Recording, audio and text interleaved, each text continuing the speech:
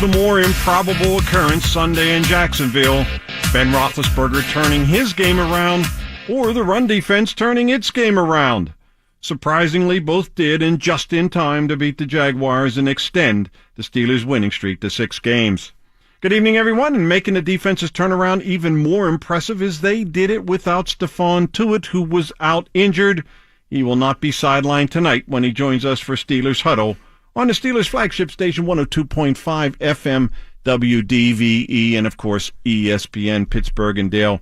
I don't think any one of us at that game, I don't think anybody watching on television had enough faith or even any type of belief that the Steelers, after the way they performed, certainly in the first half and well into the third quarter, would be able to walk out of there with a victory after what we saw for 30 minutes for sure. Yeah, it was definitely, Jerry, one of the more improbable finishes. That was the largest comeback in Ben Roethlisberger's second half comeback that Ben Roethlisberger has manufactured. They came back from 16 down. He's had some other big comebacks before, but never from that much.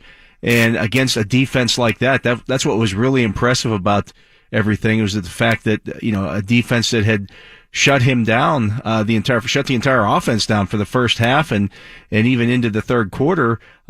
Suddenly Ben Roethlisberger, he finished with over 300 passing yards in that game. Unbelievable. It was unbelievable. His passer rating up to the point right before he completed the pass to Ryan Switzer, then hit the bomb to Antonio Brown.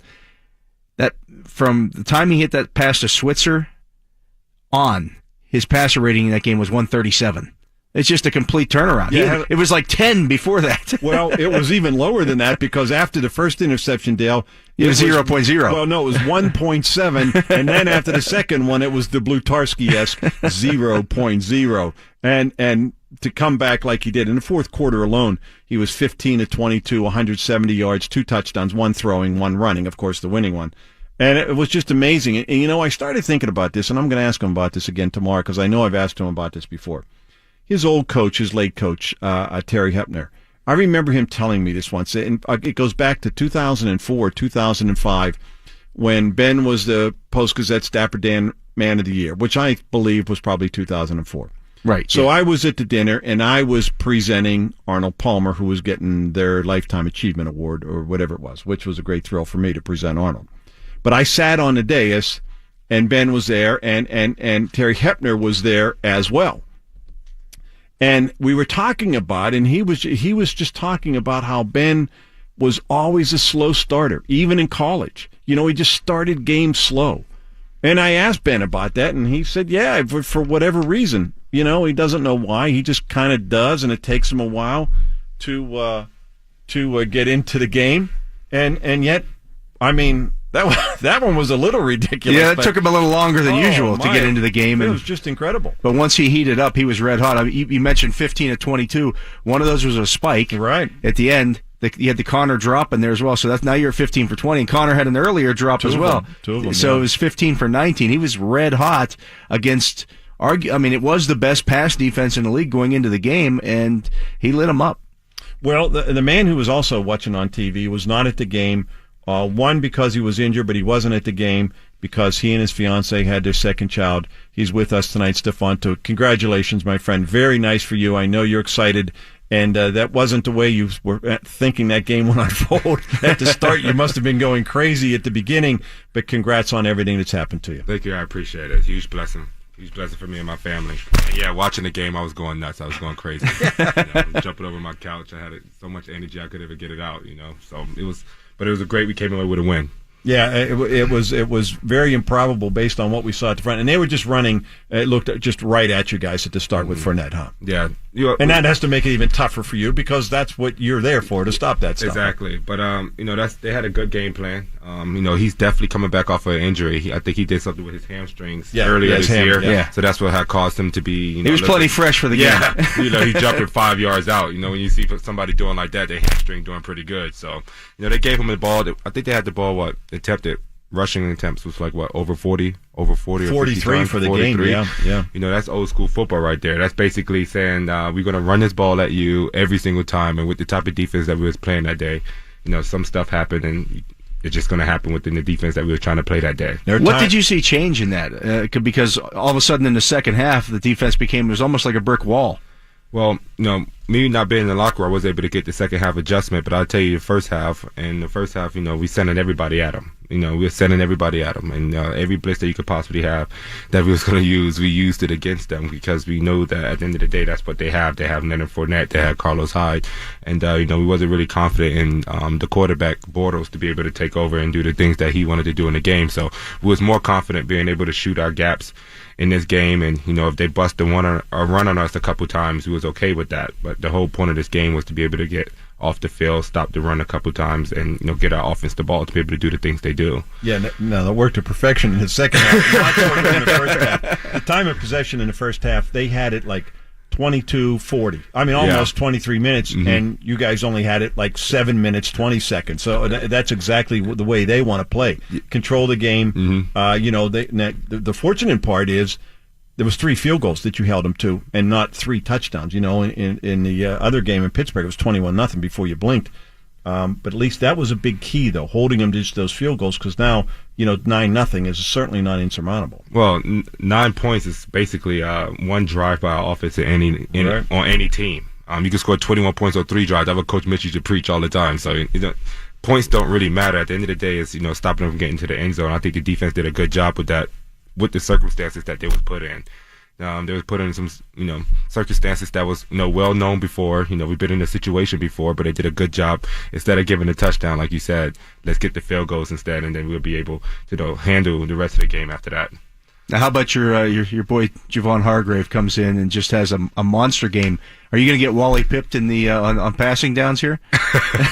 No, he did a fantastic job. I think at South Carolina he did a lot of 3 technique too as well. But we would make a joke about the guard that was supposed to be in the game wasn't really in the game. But he did a fantastic job being disruptive. Some of the sacks that he made helped get the defense off the field. And when a guy like me is out of the game that's disruptive, you need another guy to step in and get a chance to get the offense off the field so we could be able to get our offense on the field and do the things that they do. And I think he did a good job of doing that. Yeah, he had the 2 sacks, a batted pass. He almost had a third one. That was one of the plays where Bortles was able to escape on spun out. I laughed when he had the batted pass. I was like, you had a batted pass. Yeah. He's 6'6". We argued if he's just 6 foot or not. Yeah, that would have hit you in the chest. After the game, so I'm asking some of the defensive guys and Cam and everybody, what was the difference? From the first half to he ran. Jaguars had 141 yards in the first half. He had 74. If Vegas was taking odds on whether Fournette would have a 100-yard game, I think everybody would have taken the odds. I asked them, what's the difference? And they said, not a whole, nothing surprising. Just stay in your gap and make your fits a little better. But one of the coaches also told me, too, it was also simple. Get off your blocks and make the tackle. Yeah. Is that what you saw as being the biggest difference? There's a couple plays that, you see a couple guys still staying on blocks. But, when the team running 40 times like that in the NFL, every player is not perfect. So, a lot of guys made some plays when they could have made plays, and some of the plays that they needed to make, some guys were just still on the block. And, in the NFL, you got to get off the block because Leonard Fournette is a big man running at you, and you're not going to tackle him with one arm. I know that from experience. So he's the type of guy that you have to put your full body on to be able to stop him and his motion from leaning forward to get the 3 to 4 yards that he usually do off of every carry. You mentioned one arm, so now we have to ask you, are you going to be able to play this week? Or are you still going to have just one arm? The goal is to be able to go in and play this week with my elbow that I have. So, we're doing everything that we can, doing everything that we need to do to make sure that I'm able and being able to prepare it against the Broncos this week. Is it the same deal? Is it a strength issue in it, or what's the deal with it? Just building the strength back up and then getting, getting everything healed inside of it to be able to, for me to feel comfortable and confident enough to go in the game and do the things that I do. That's what matters the most. You can't go in the game and jeopardize the team. If at the end of the day you want to play, but you got to make sure you're healthy too as well. And the Steelers been doing a good job with me. I've been working with them very well. The staff been doing a really good job. And, I'm going to be back out there sooner or later, so not worried about a thing. And you stayed home, though, because of your fiancé having a baby, correct? Well, yeah, I would definitely went with the team. But just, this circumstance and what the circumstance I was in, too, already with my injury, nobody knew a baby's going to come. Right. I did get a ring on my cell phone saying, hey, the baby's going to come here tonight. Baby came a week or right? Wasn't it early December? 2 weeks and a half. Right, came 2 weeks and a half ago. 2.5 weeks early than we expected him to come. He was supposed to be a San Diego baby, but he's a Jacksonville baby. And also he came during the time where we had that winter storm up north. So I'm coming back from Cam House, and it took about 3 different ways to get home because it's all sort of pine trees. Right. And, you guys got you got it pretty bad. Yeah, it was really bad. It was pine trees. It was wires all in the street. There was police everywhere. I got a little nervous. I didn't know where I was. Everything was dark. Really? It was dark. Because you had a power outage. Yeah, we had a power outage. That's the right, whole town had a power outage, and we had to. My fiance was calling me saying that the power went out in the house and she wasn't feeling too good. So I'm trying to figure out a way to get home. And I turned into Siri and I'm asking Siri. Me and Siri talking to each other for like 30 minutes, trying to figure out a way to get through neighborhoods to get home. Yeah. And then then when you got home, did you have to then take her then to the hospital or no? Well, so when we got home, she wasn't. She was fine. She was. The lights was off. We already have a 4-year-old, so just more of a comfort of safetyness, in a sense. And she was complaining about a little pain in her stomach at first, but as the night went on, everything was fine. She was settled down, and she told me, she was like, "What happened? We have it tonight." And I was like, "This would be the worst night to have a baby right now." It would be. It took me forever just to get here. I can't imagine me trying to leave to go to the hospital that you want us to go to. I think we had to go to the West Penn. And this is Friday night, correct? Or Thursday. Thursday night. Okay, right. Early Friday morning. Friday morning, basically. I basically said right before I almost went to sleep, he cannot come tonight. This is the one night that he cannot come. He could come tomorrow night, that'd be all right, but he could not come tonight. It's just no power. We have to get on the road. It's icy. And as soon as I close my eyes, and I'm about to literally close my right eye, my left eye already closed. I'm about to close my right eye and go to sleep. And boom, she tells me, the water break, and she's, he's coming. He's on the way. I'm like, oh, all right, babe. And she gets up, she goes to the bathroom. I start banging the bed a little bit, and I'm just like, okay, he's here. Let's get it.